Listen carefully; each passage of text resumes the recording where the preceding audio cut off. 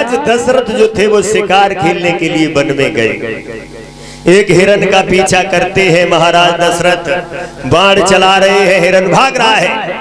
महाराज दशरथ बाण मारते, हिरन भागता चला जा रहा है।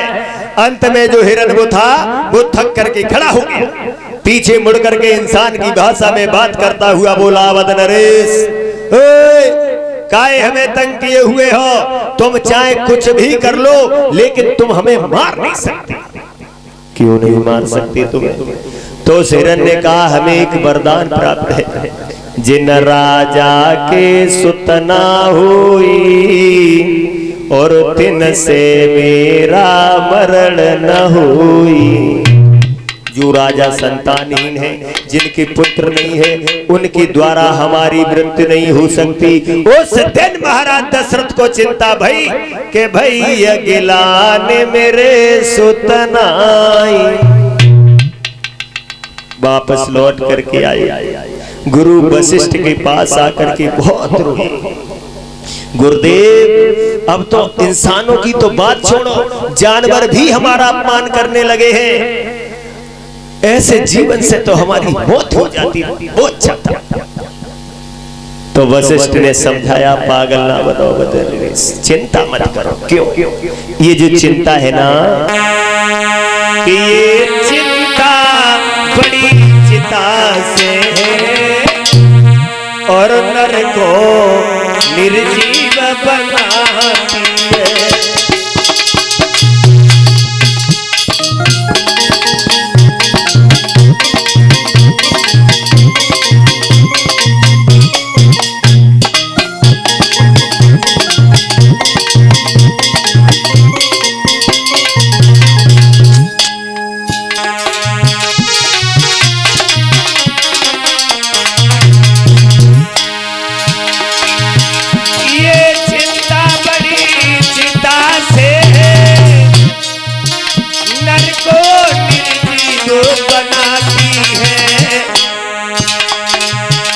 मुर्दा को चिता जलाती है, अरे चिंता जीवित को खाती है।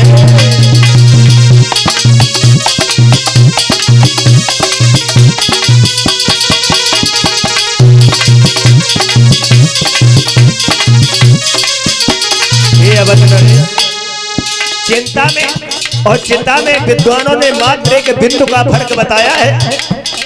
चिंता तो केवल मुर्दा इंसान को जलाती है, और चिंता अगर किसी जीवित इंसान को लग जाए तो अंदर ही अंदर दीमक की तरह खा जाती है। अरे तुम पागल क्यों बन रहे हो? एक बात सुनो मेरी,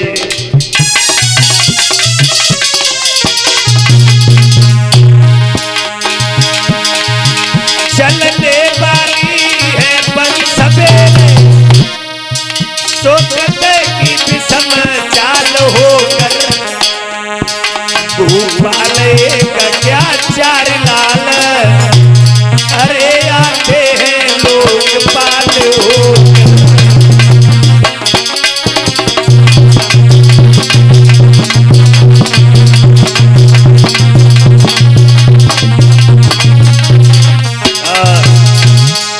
समझाया है वशिष्ठ ने, पागल मत बनो अवध नरेश, पुत्र देना या ना देना या दे करके छीन लेना, ये तो परमपिता परमेश्वर की लीला होती है। तुम एक एक पुत्र के लिए दुखी हो, धरवधीर होए सुतचारी, तुम एक एक पुत्र के लिए दुखी हो। तुम्हारे घर में चार चार पुत्र होंगे, लेकिन ऐसे नहीं, जब तुम अपने घर में पुत्रेष्ट यज्ञ करवाओगे तब तुम्हारे घर में पुत्र पैदा होगा। श्रृंगी ऋषि को बुलवा, पुत्रेष्ट यज्ञ करवाओ। तो श्रृंगी ऋषि गुरु वशिष्ठ बुलावा, और पुत्र काज शुभ यज्ञ रचावा। यज्ञ हुआ है, 1 साल तक अश्वमेघ यज्ञ हुआ है, मात्र 4 दिन पुत्रेष्ट यज्ञ हुआ।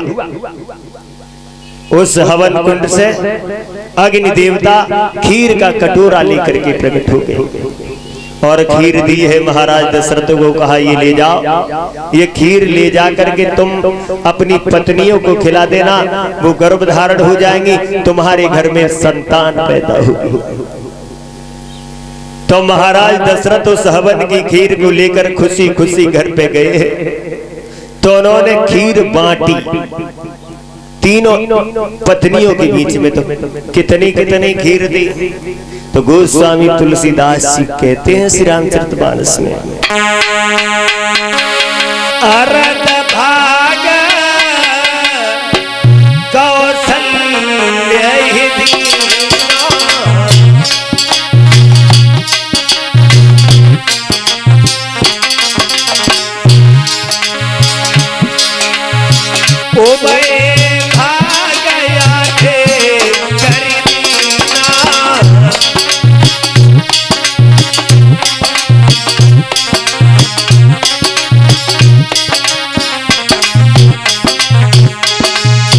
बोले अरद भाग कौशल्य ही दीना, खीर में से आधा भाग कौशल्या को दे दिया और उभय भाग आधे कर दीना। जो आधा भाग बचा उसमें से आधा भाग सुमित्रा को दे दिया, आधा भाग कैकेयी को दे दिया। अब कौशल्या ने सोचा खीर हमारे पास ज्यादा है, मैं बड़ी हूँ, तो उन्होंने अपने में से आधी खीर उठाई कैकेयी को दे दी। कैकेयी ने सोचा मैं बड़ी हूँ, उन्होंने वो खीर वाला भाग उठाया सुमित्रा को दे दिया। इस तरीका से सुमित्रा के पास दो भाग पहुंच गए और कैकेयी और कौशल्या के पास आधा आधा भाग है। जब तीनों पत्नियों ने उस हवन की खीर को खाया, उस हवन की खीर से तीनों की तकदीर बदल गई। धीरे धीरे धीरे धीरे जब समय व्यतीत हुआ तो 9 मास पूर्ण होने के बाद में कौशल्या के गर्भ से एक पुत्र ने जन्म लिया। कौन सा समय था वो?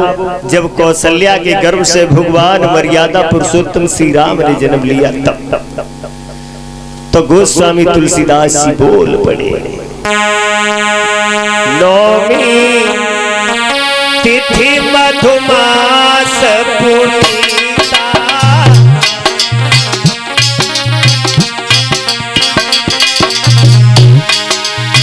नौमी तिथि मधुमास पुनीता, शुक्ल पक्ष अभिजित हरि पिता सिया राम हरे राजा राम हरे राम हरे राम हरे।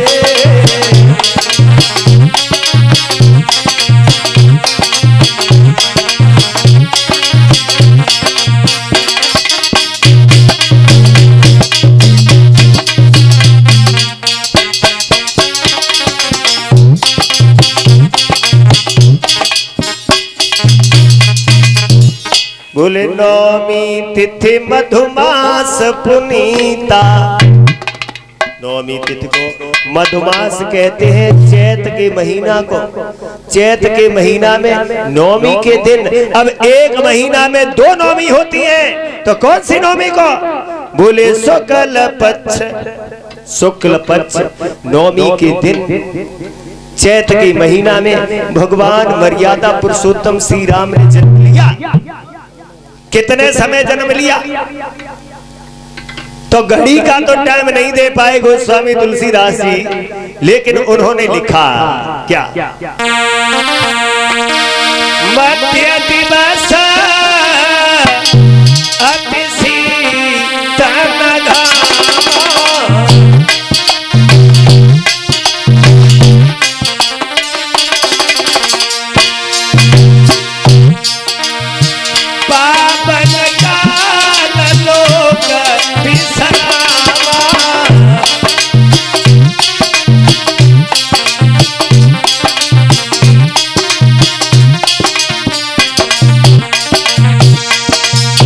बोले मध्य दिवस अति शीतल घामा।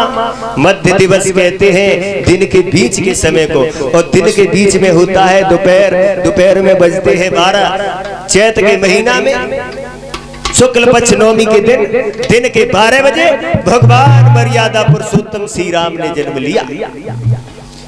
उसके एक दिन बाद दशमी को कैकेयी के एक पुत्र ने जन्म लिया, और उसके भी एक दिन बाद एकादशी को सुमित्रा के 2 पुत्रों ने जन्म लिया। बड़ा खुशी है महाराज दशरथ, बड़ा खुश है, बधाइयां बज रही हैं घर पे। और जब भगवान प्रभु श्री राम ने जन्म लिया तो अयोध्या फूलों से सज रही, फूलों से। अरे दशरथ घर जन्मे राम, अरे श्री राम अयोध्या फूल मचाई रही।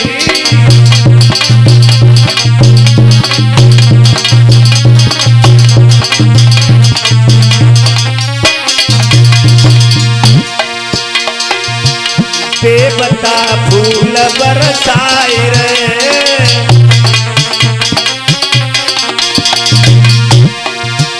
आनंद हृदय में पाए रे।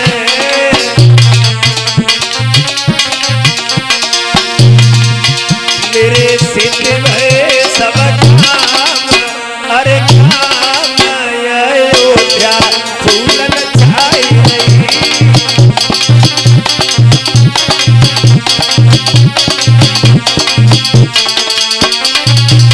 अयोध्या में खुशी है, बधाइयां बज रही है।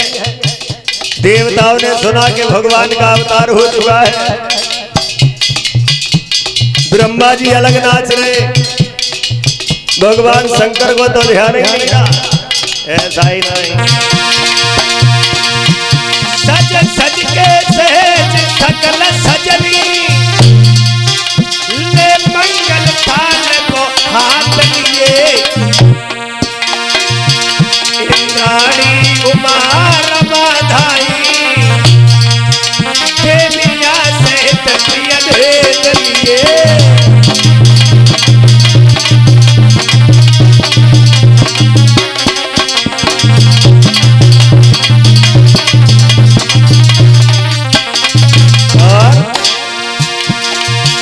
बोले बाबा सोच भूल गए,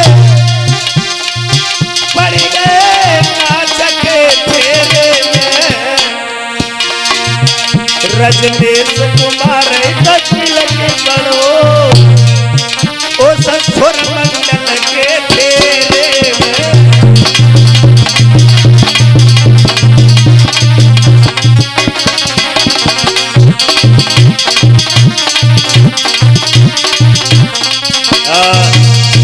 भोले बाबा को तो ध्यान ही नहीं रही, राग करके आ रहे हैं, नारद बीड़ा बजा रहे हैं, देवियां बधाइयां गा रही है।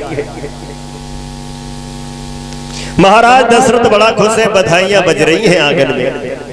फिर चारों पुत्रों के नामकरण संस्कार करवाए हैं। कौशल्या के गर्भ से जिस लड़के ने जन्म लिया था उनका नाम राम रखा है। कैकेयी के जो पुत्र हुआ था उसका नाम भरत रखा है। सुमित्रा के जो 2 पुत्र पैदा हुए थे वो लक्ष्मण और शत्रुघ्न जिनका नाम पड़ा है। जब धीरे धीरे चारों पुत्र कुछ बड़े हुए हैं, जब इनकी उम्र 12 वर्ष की हुई है तो इनका यज्ञोपवीत करवाया गया। प्रातः काल उठ के रघुनाथा, और माता पिता गुरु नावे माथा। कितना बड़ा शिष्टाचार है। फिर विद्या पढ़ने के लिए गए हैं भगवान मर्यादा पुरुषोत्तम श्री राम। कितने दिन विद्या ग्रहण किया राम ने? रामायण में बताया गया है मात्र 8 दिन विद्या ग्रहण किया राम ने। विद्या पढ़न गए रघुराई, और अल्प काल सब विद्या पाई। 8 दिन विद्या ग्रहण किया राम। और इधर पता लग गया गाध के पुत्र विश्वामित्र को कि भगवान मर्यादा पुरुषोत्तम श्री राम का अवतार हो चुका है। जब हम यज्ञ करते हैं, हवन करते हैं, तो राक्षस लोग हमारे यज्ञ का विध्वंस कर देते हैं। हम जाएंगे अयोध्या में, राम और लक्ष्मण को लेकर के आएंगे, तब हम अपना यज्ञ करेंगे। चले हैं महाराज विश्वामित्र। दशरथ के यहाँ पहुंचे तो दशरथ ने विश्वामित्र से पूछा, कहिए महाराज मैं तुम्हारी क्या सेवा कर सकता हूँ? क्या चाहिए महात्मा जी आपको? तो विश्वामित्र बोले, देखो अवध नरेश, हमें कुछ ज्यादा नहीं चाहिए, बस हम तुम्हारे 2 पुत्र राम और लक्ष्मण को लेने आए हैं। जो ये कहा राम और लक्ष्मण को लेने आए हैं, महाराज दशरथ के पैरों के तले जमीन खिसक गई। माफ करना ब्राह्मण देव, आप चाहो तो अयोध्या का शासन ले लो, लेकिन राम और लक्ष्मण को मत मांगो, क्योंकि चौथे पन में हमें पुत्रों के दर्शन हुए। श्रोता बंधुओं, जब भगवान मर्यादा पुरुषोत्तम श्री राम का अवतार हुआ था, तब बताया जाता है महाराज दशरथ की उम्र 60,000 वर्ष की थी। बोले चौथे पन में तो हमें पुत्रों के दर्शन हुए हैं, आप चाहो तो सारी अयोध्या का शासन ले लो, लेकिन हमारे पुत्र राम और लक्ष्मण को ना मांगो।